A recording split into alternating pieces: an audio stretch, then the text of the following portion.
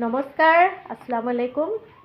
আজি মোৰ ওচৰত আহিছে দবকাৰ পৰা জাকাৰিয়া আৰু এখেত খুব ভাল ইউটিউবাৰ হয় আৰু আজি মোৰ লগত তেখেতৰ এটা বাৰ্তালাপ হ'ল আৰু বহুত ভাল লাগিছে তেখেতক লগ পাই আৰু মোৰ পৰা থেৰাপিও ল'লে আৰু এতিয়া জাকাৰিয়া দাই ক'ব থেৰাপিটো লৈ কেনেকুৱা পালে। একচুৱেলি ফাৰ্ষ্ট আপোনাক ধন্যবাদ জ্ঞাপন কৰিছোঁ আৰু আপোনাৰ তাত আহি ধন্যবাদ। যথেষ্ট ভাল লাগিল। আপোনাক টিভিত পাইছোঁ, বেলেগৰ মোবাইলতো চাবলৈ পাইছোঁ। মূৰত বিষাই আছিল, ইমান মূৰত বিষাই থাকে, ঔষধ খালেও নকমে, বহুত চেৰিডন খাইছোঁ কিন্তু নকমে। আজি ফেচ টু ফেচ আপোনাৰ তাত আহিলোঁ, লগে লগে ধৰক আধা ঘণ্টামানৰ ভিতৰত যথেষ্ট সকাহ পাইছোঁ মানে এটা কথাত ক'বলৈ গ'লে। গতিকে আপোনালোকৰ যদি এনেকুৱা কিবা প্ৰব্লেমত পৰি আছে, বেমাৰত ভুগি আছে, তেতিয়াহ'লে আপোনালোক আহিব পাৰে।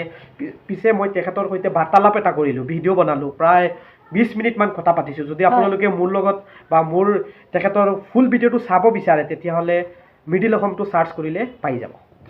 হয়, এটা খুব ভাল লগা কথা, মানে মই নিজে শ্বকড হৈ গ'লোঁ যোৱাকালি ৰাতিৰ কথা।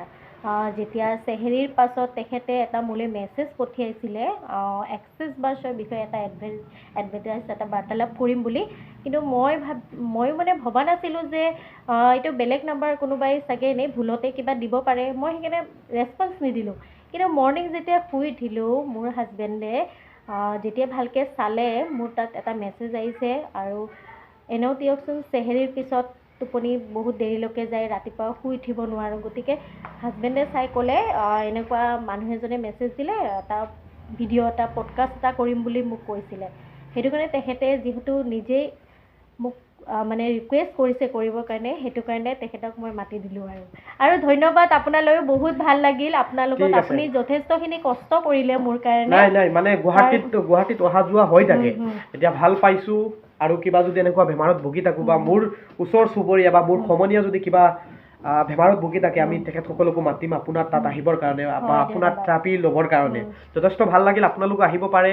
ৰাচনা বেগম হয় তেখেতৰ নাম যেনেদৰে কামো তেনেকৈ আৰু কি ক'ম, যথেষ্ট ভাল। ধন্যবাদ।